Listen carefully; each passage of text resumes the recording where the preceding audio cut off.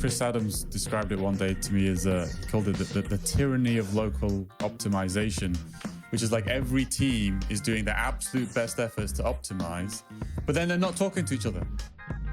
Hello, and welcome to Environment Variables, brought to you by the Green Software Foundation. In each episode, we discuss the latest news and events surrounding green software. On our show, you can expect candid conversations with top experts in their field who have a passion for how to reduce the greenhouse gas emissions of software. I'm your host, Asim Hussain. Hello, and welcome to The Week in Green Software, the show where we unpack the biggest stories shaping sustainable software and explore what they mean for builders, operators, and decision makers. Before we dive in, we've got some exciting news. We're expanding the TWiGS hosting team. Joining us as new hosts are Aditya, Carlos, Ollie, and Valeria, all familiar voices to many of you as each has previously been a guest on the Environment Variables or TWiGS.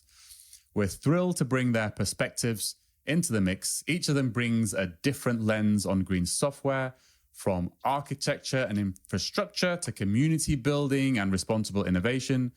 And we think that the diversity of experience will make the conversations even richer. You'll start hearing them stepping in as hosts over the coming weeks, and we couldn't be more excited about what's ahead. My name is Asim Hussain. I'm the Executive Director of the Green Software Foundation. And now I'll pass it over to Aditya. Well, thanks a ton, Asim. I'm very glad to be here once again. I think TWiGS is a fantastic podcast, and to take the torch forward I'm happy to do the job. I work on energy efficient chip design at Qualcomm, it's just a fancy way to say that I whisper to chips until they stop wasting power. And in a previous life, I did a lot of research on sustainable AI, hardware design, and sustainable software engineering at ETH Zurich and at Columbia University. So I would love to bring people from different walks of life, academia, industry practitioners, and everyone who is looking to make this world a slightly better place than we found it. That's what we hope to do. Wonderful. Awesome. And Carlos, can you introduce yourself, please? Absolutely. As Adi holds the torch, I want to make sure that the torch doesn't get too close to the twig. So that's going to be my focus this time around. I am the founder and principal of Blue Farm Consulting, where I focus on tech and sustainability from an advising perspective. I have a history as a corporate tech executive, CTO, distinguished engineer, professor at Tennessee State University, mentoring residents in Duke. So I appreciate the multidisciplinarity.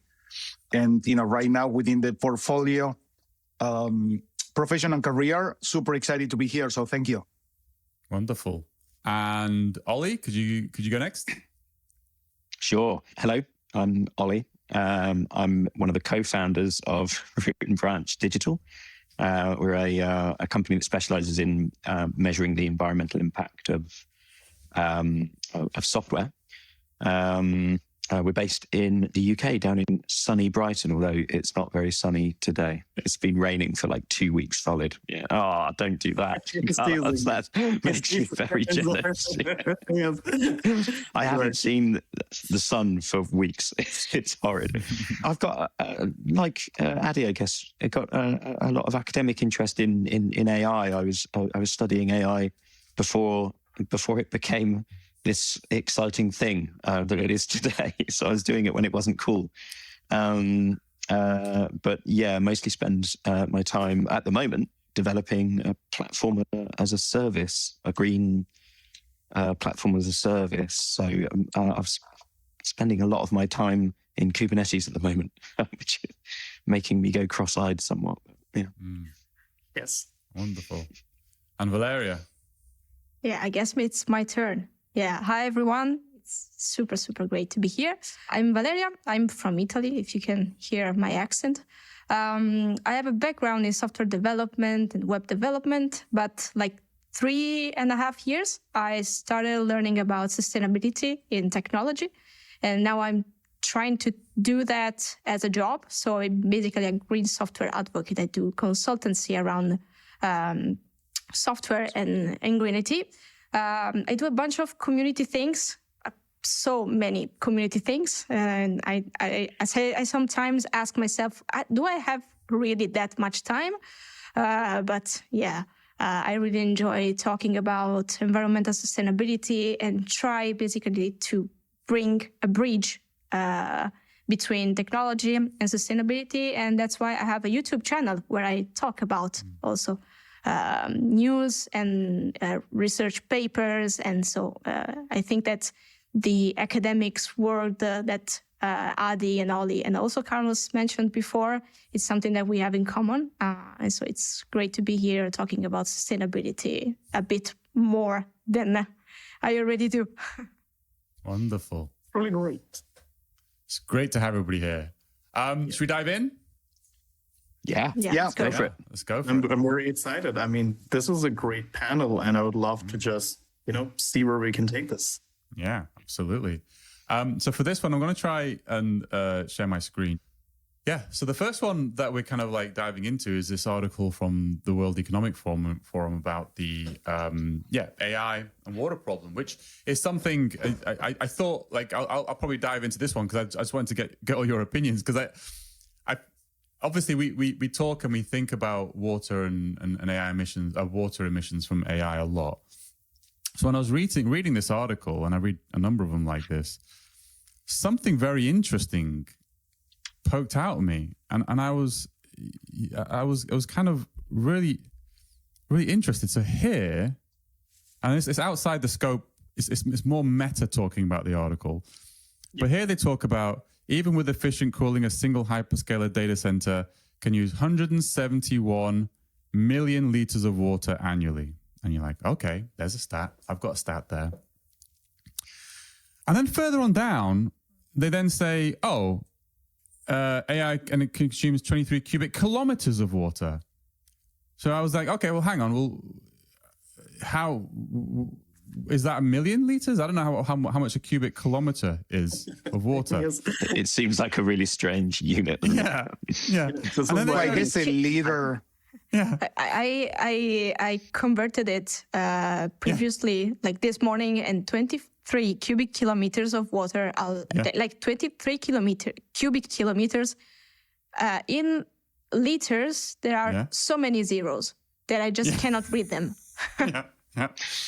But still, I just think, but then when they went here, they went 14 trillion US gallons. And I was like, okay, US gallons. Now we've got cubic kilometers. We've got million liters. We've got US gallons. And there was one more down here. Then they've gone here, 32 trillion liters. Guys, we need to figure out. There should be a common. We need a single unit of measurement to understand this article, basically. Yeah, it needs to be converted. It's all be converted. And I don't, my conspiratorial brain just kicked in. As soon as I started seeing all these different this unit chaos. And I was thinking, my brain went into a weird place. I was like, why aren't they trying to explain? Why aren't they helping me to understand the units a lot? So then I started diving into this a little bit more. And then I clicked on who the hell is Xylem? And then Xylem turns out to be a water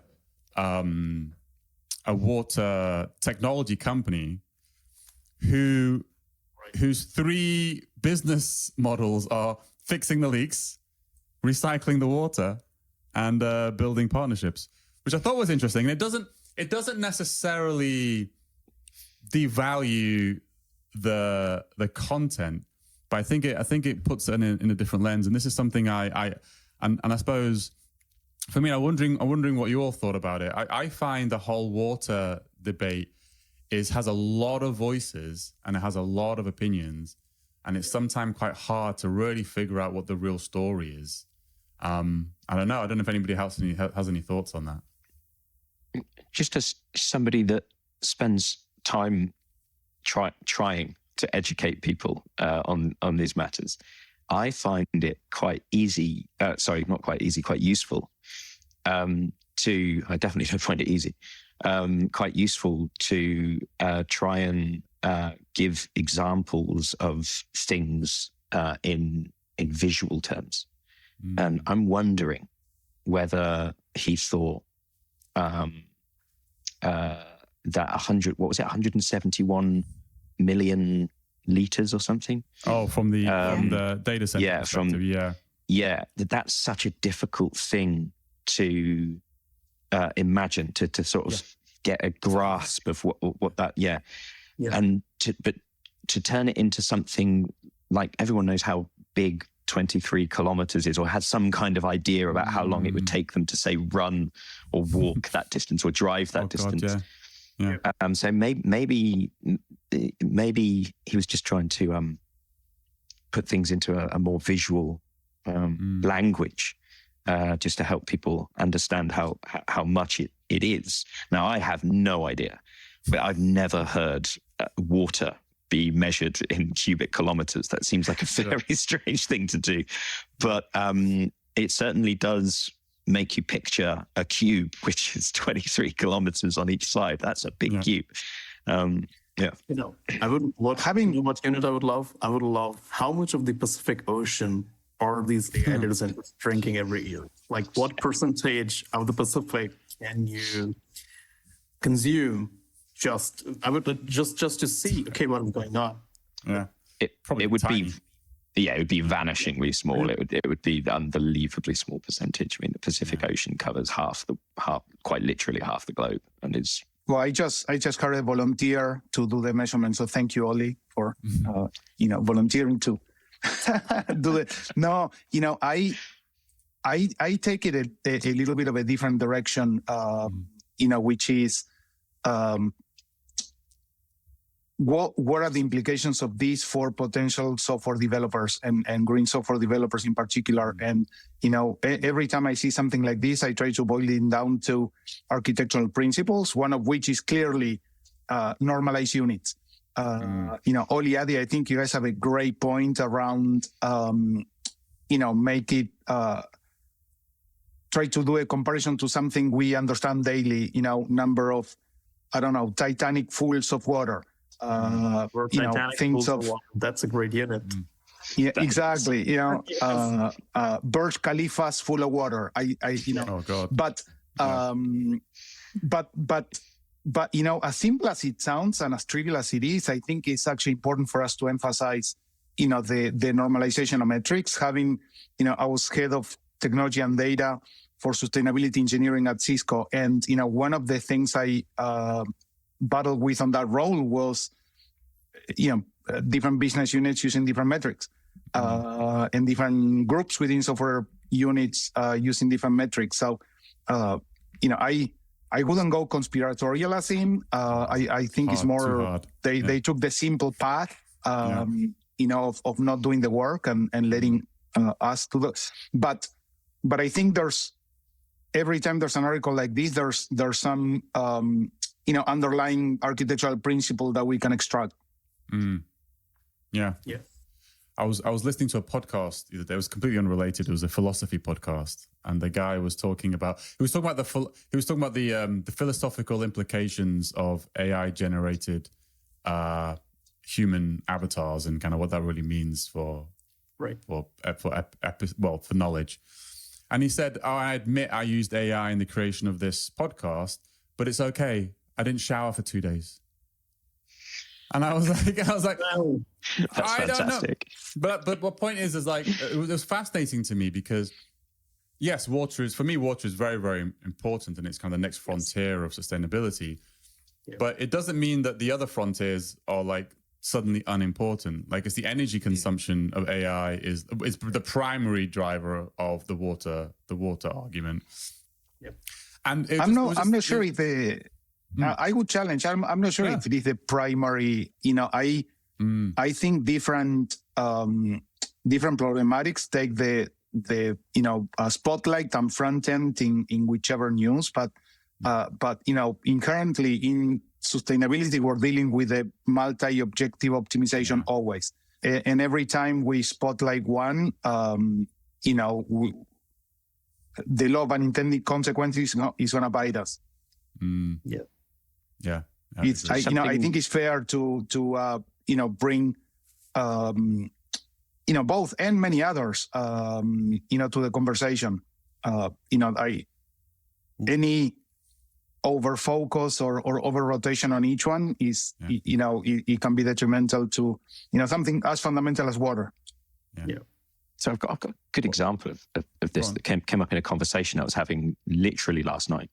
So we were looking. I won't name who the host was, but somebody went and checked where their website was hosted, and it's a big hosting platform that they're on. And when they had a look, they noticed that the data center that they were being hosted from was in Arizona, in Phoenix, Arizona. And I don't know if anyone's been to Phoenix, but it's like a freaking oven. It's hot, right?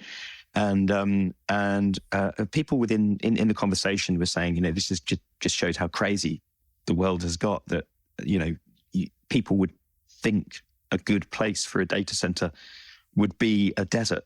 But I looked into it this morning, actually, and I want to provide maybe some of the thinking behind why Arizona might not be a crazy place to do it. Arizona, does it have lots of water? Absolutely not. Like, it's got no water. Do you really want to be using lots and lots of water in the middle of Arizona? No, absolutely not. But what Arizona does have going for it is right down the road from that data center is an enormous nuclear power station that provides an enormous amount of baseload energy. Also, Arizona is completely geologically inert. Like, there's no tornadoes, no hurricanes, no earthquakes, no. And then on top of that, Arizona has an abundance of solar energy. They've got I think I don't want to get my stats wrong. I think it's over 1 gigawatt of installed solar energy. So if you're talking just about water, that data center's location is ludicrous, absolutely stupid. If you're talking just about carbon emissions, it actually makes quite a lot of sense to put it in Arizona. So you're kind of balancing these things all the time, and I think it's quite difficult to find a perfect location. Possibly somewhere like Iceland or something like that would literally be the best place. But we can't stick all of our data centers in Iceland for obvious reasons. So it's more nuanced. Yes, and the question, we should definitely be aware about water, but it's not the only. And Ollie, the question is whether the real question is, what's the most optimal location for a data center, or how can we optimize the technology so that it doesn't use more? Yeah, I think it's a constant trade-off. I would say you're constantly making a trade-off, and I think you'd find in most parts of the world that places with the best solar happen to be the most driest and arid places. So you're oftentimes making a trade-off between this and the other, and it does mention it in the article as well. But there is maybe it didn't mention in the article, but there is there's this one kind of really unfortunate dynamic about this whole thing. So if you're a data center wanting to be built, and then the local water municipality goes, no, you can't have that water, we're not going to give it you. You use different technologies which still cool a data center but use more electricity. And then what you're doing, you're just consuming more electricity instead of consuming more water. And that electricity itself is just displacing. It's now somebody else's problem in some other place to get it. So it's this really complicated problem. And I think it's. I think people. I think once. I wonder if once this whole field gets more nuanced, it will be more of a multivariate optimization, as you suggest, Carlos. It will be like, listen, everybody, we need more water. If you can give us 10% more water, we can cut electricity by 50%, and overall that's better.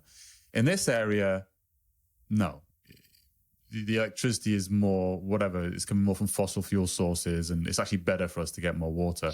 So I think that the conversation's got to get to that nuances. I agree level, Ollie, where we're actually having that kind of conversation and not everything is bad, because then we're just going to get ignored, I would say. There's definitely an over tendency to simplify too much. And the kind of people that are conscious of these matters are usually quick to judge, and that's good. That's a good quality. I think we should be critical. We should be ready to call out injustices and stupid decisions when we see them. But oftentimes, the reality is much more complicated. Brilliant. Should we move to the next one? This is the first recording. I was just wondering if Valeria wants to add something. Oh, yes. No. I was following your train of thoughts, and the only thing that I thought at that moment is that this is the situation where we have to look at the bigger picture instead of trying to understand the single issues taken apart from them. So it's basically the same thing that was saying Ollie at the end of the conversation. And so I agree with everything that's been said, and it's a much broader topic than just saying, oh, is this a good location or just a bad location? And then we have to move and that and that and that. And another thing that I thought is that I read a couple of months ago now a paper that was like making a discussion about carbon-aware computing and water-aware computing, and basically they are the opposite perspectives of how to solve a problem. Because in the paper and in the conclusions, they basically said, oh, if you follow the water-aware principle, you basically have to step aside and don't follow the sun. Whereas if you want to follow the carbon-aware principle, you have to follow the sun. And for the water-aware principle, it's not good. But we cannot think of these type of situations aside from one another. We have to balance how we solve problems. And so, I just wanted to add this. That's a really great point. That's a very good point. I think our listeners would love to hear more about this paper. Maybe we can put the link on the page to the paper after the podcast. If anyone's interested, please go and read, because it would be great if we can do more work on this. Yeah, I have it because I talked in my YouTube channel, but it's in Italian. So if listeners want to have an Italian lesson, but with English subtitles, they can go to my YouTube channel and go and watch the video. Learning new languages is always good. Learning new languages is always great for everyone.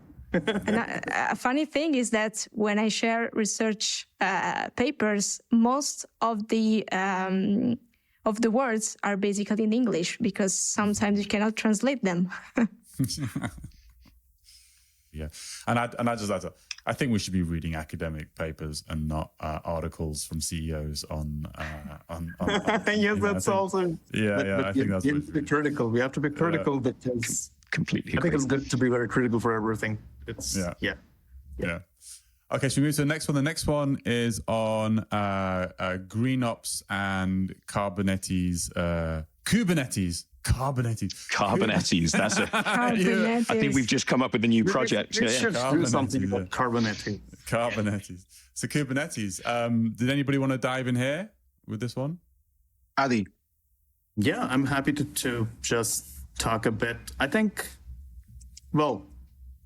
first of all, right now we see this very interesting geopolitical discussion right now in which people want to move away from US-based cloud hosting, right? And that is very interesting for us because a lot of the carbon optimization work has been done for a world in which these geopolitical differences are much smaller, right? For instance, you would move a workload to France because France has great nuclear energy.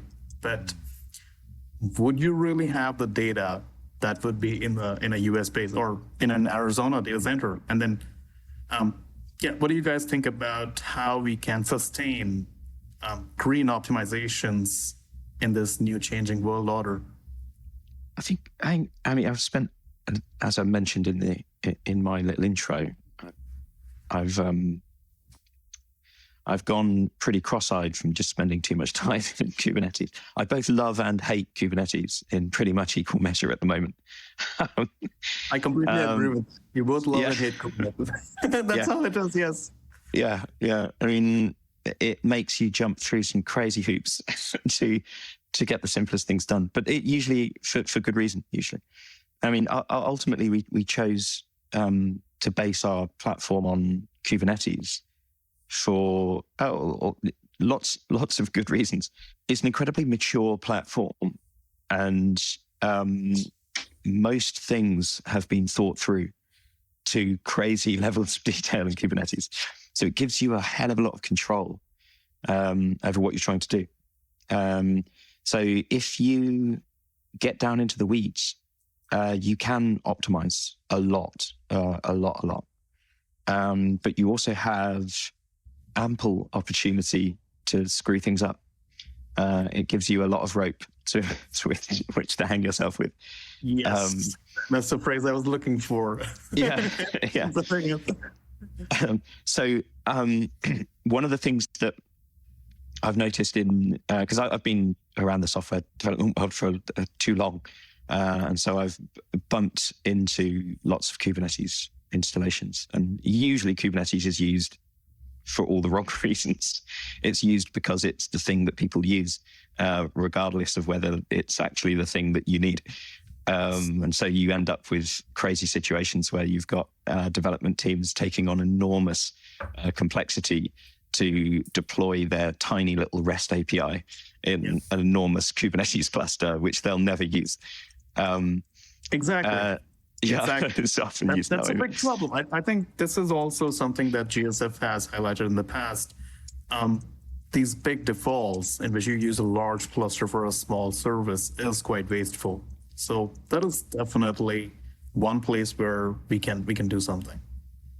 Well, one thing I will say is I often hear it said, and it's definitely true, you can find lots of data to back this up, that data centers generally run at ludicrously low utilization levels. Like in some cases, it's less than 20%. 80% of the capacity of that data center is not used.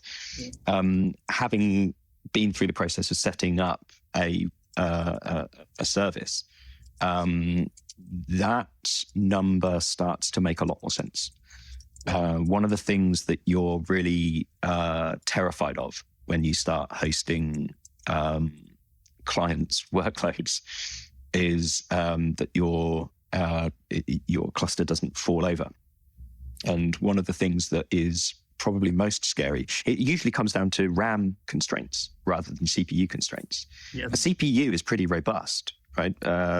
If a workload runs out of CPU resource, all that happens is that workload slows down a bit. But if you run out of RAM, you have a serious problem on your hands. Your server can crash quite exactly. As Asim found out earlier when he ran out of memory. Yeah, he ran out of memory at the start. Yeah, I mean it's a serious problem. Right, RAM is a really scary thing. And you keep an eye on RAM. But nowadays everyone's got the rise on RAM. Nowadays everyone is. Everyone looking at the prices. Prices way up. No money. Yeah. What I'm terrified of most of the time is a cascade. So we run a cluster of machines, and Kubernetes does a wonderful job of balancing the load over that cluster. So one thing that you do is you go and you set up resource limits on your workloads, right? And one of the things that you set is your reservation limit. How much, how many resources does this workload require just to do the basic things? Now, what happens if one node goes down is Kubernetes does a really useful thing for you. It takes all of the things that were running on that node and distributes them to the remaining nodes. So there's no downtime. If you haven't set those resource limits correctly, Kubernetes will start piling on workloads onto nodes that are already under load because they're managing their own workload. But now they've got all of this excess workload. If you then bring down another node because it runs out of RAM, Kubernetes does the same thing again. Oh, another node's gone. I'll just take all of the workloads that are on that node and distribute them to the remaining nodes, which makes it even more likely that it'll bring down the next node, which makes it even more likely to bring down the next node. So you have this cascading effect. If this is what you're scared of, and it's definitely something I'm scared of, what you tend to do is make sure you have a massive overhead, so that if the worst case happens, you aren't going to completely destroy your entire cluster. So Kubernetes can be like a blessing and a curse, I guess, because sometimes it would be better to just let a few services just crash and die and restart them manually than it would be to allow Kubernetes to essentially bring down your entire cluster by being helpful in trying to reschedule workloads onto remaining nodes. Yeah, very. That's pretty cool. Yeah. Valeria, did you have something to? Yeah, I had a comment that's actually not that much related to the technical side, but in the article, it was mentioned the fact that sometimes, well, for my work experience, it happened all the time that the platform team or like the people that manage the FinOps part and like the right sizing of things and so on, they were very separated from the developers team. And so we have some people that make the decisions and like decide, oh, we need this amount of resources. And then we have the developers that are actually developing things, but they don't actually know about that budget or that amount of resources. And so we have this distance that is like makes things a bit more difficult than like the theoretical idea that we can have. And so if we have the idea of, oh yeah, we make all the best decisions for how we will develop things, but then we don't share to the people that are actually developing things, we are missing a point. And so this was more related to, I don't know if it's related to the technical side, but to how teams work together in order to achieve actually sustainable like goals and so on. That is very true. Just a slight, like one more email and you can reduce the carbon impact by, I don't know. I hope one email is worth the money and the cost. Yeah, or just a meeting, like this is our idea. We will do this, and this. Yeah. Do we agree? Do we have different ideas? And so a moment to share the strategies that we want to apply can actually make the difference in such situations. Absolutely. Yeah. I think Chris Adams described it one day to me as he called it the tyranny of local optimization, which is like every team is doing their absolute best efforts to optimize, but then they're not talking to each other. So in aggregate, you just get crazy decisions and all. And if you just spoke to each other and coordinated, and then when you look at kind of the large, there are like certain organizations I think that have like put the effort to vertically integrate. So like Netflix and other organizations where like the performance has mattered so much that the application team like talks and there's a big communication all the way through that they optimize everything top to bottom and they get crazy performance. Yeah. And only to what you were saying about kind of most data centers are 10, 20, 30% utilized. I thought was really fascinating is if you actually ask the Microsoft and the Googles and the AWSs, the internal teams are not. They have figured their whole thing out. They are running their full stacks. But the cloud services which have been sold to consumers, there's not so much incentivization to get them to spend less money. Should we move to the last one? We spend a little bit time. Oh, I skipped one. Sorry, I skipped one. I went straight to the last one. I skipped one. So the next one is enabled emissions. It's a very interesting question. Very good question. Yes. Yeah. So I don't know who wants to dive in. Maybe start off. Yeah, sure. So enabled emissions is, I think when I read about this concept, I was fascinated. And the fact that today we are making a lot of progress in AI, and it's great, right?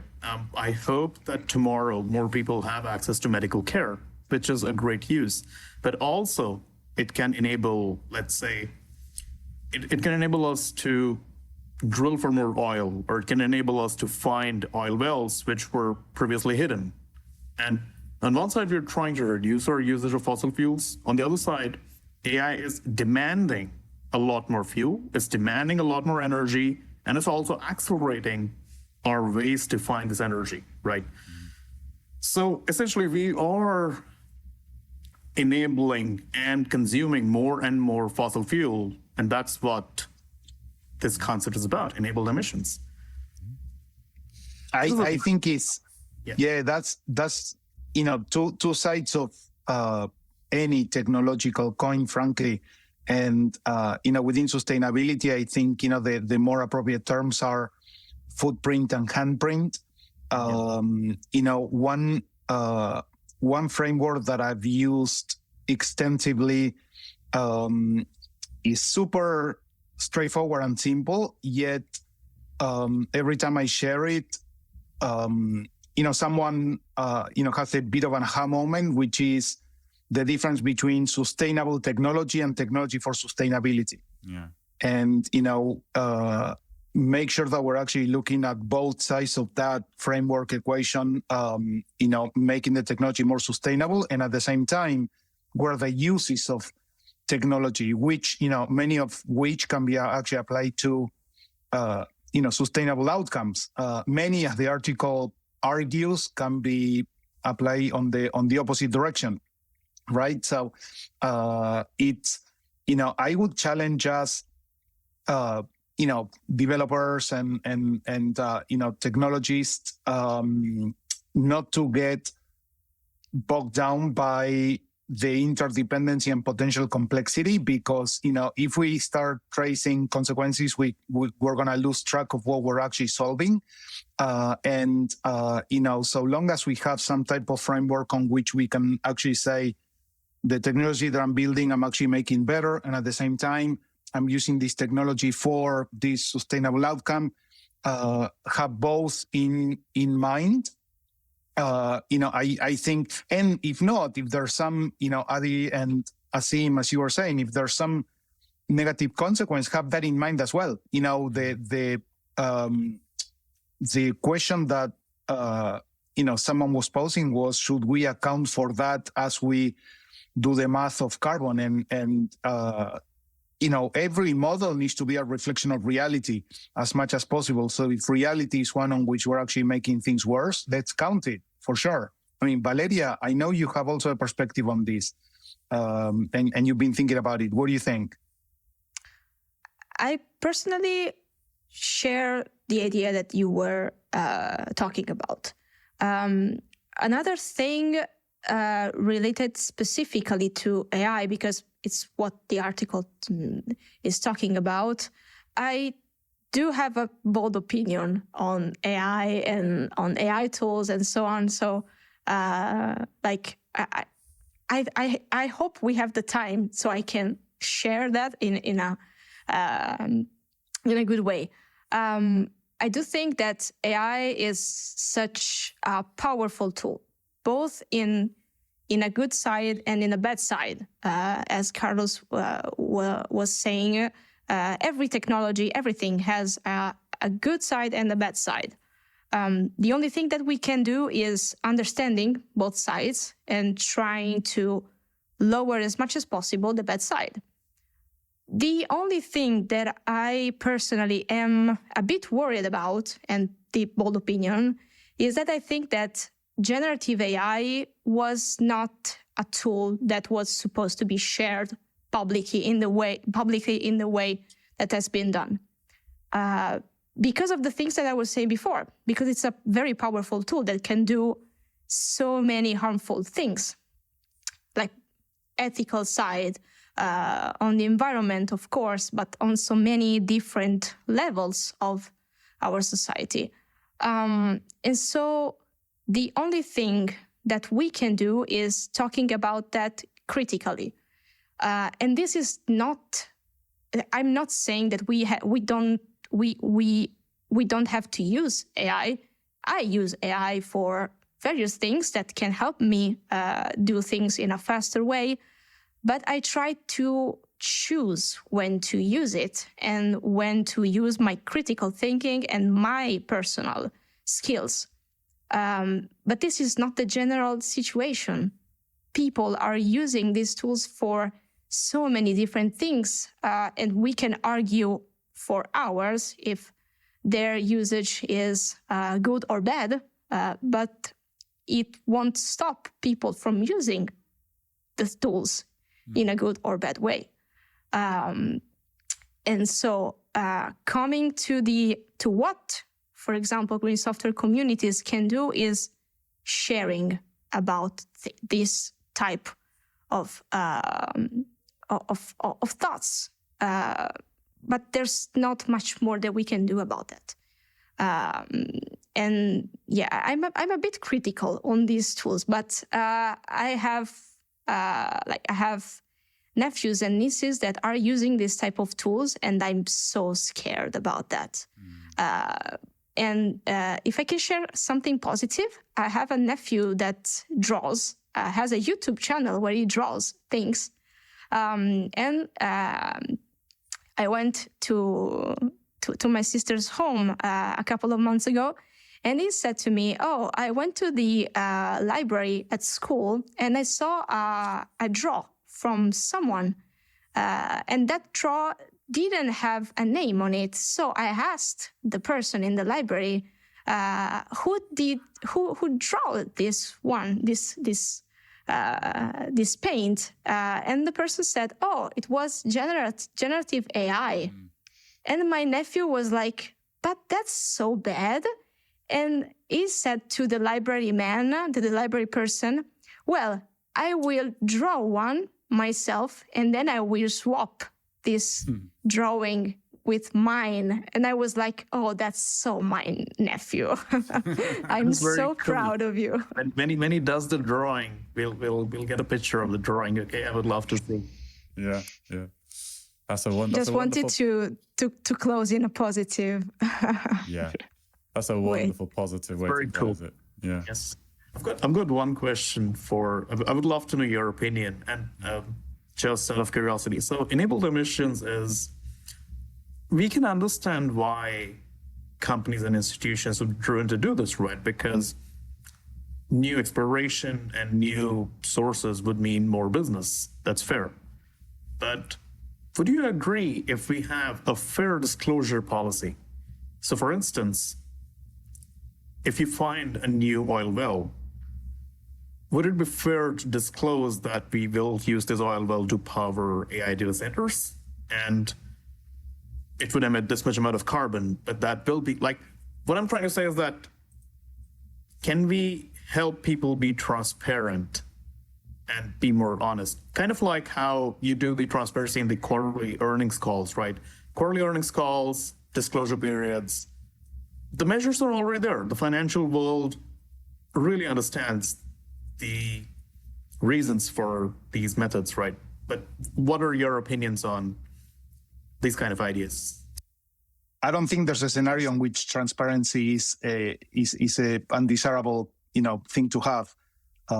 So for sure, you actually list a very mature area within financial disclosure, much of which is actually so many things that went wrong that actually put a lot of those guardrails and disclosures in place. And hopefully we can continue having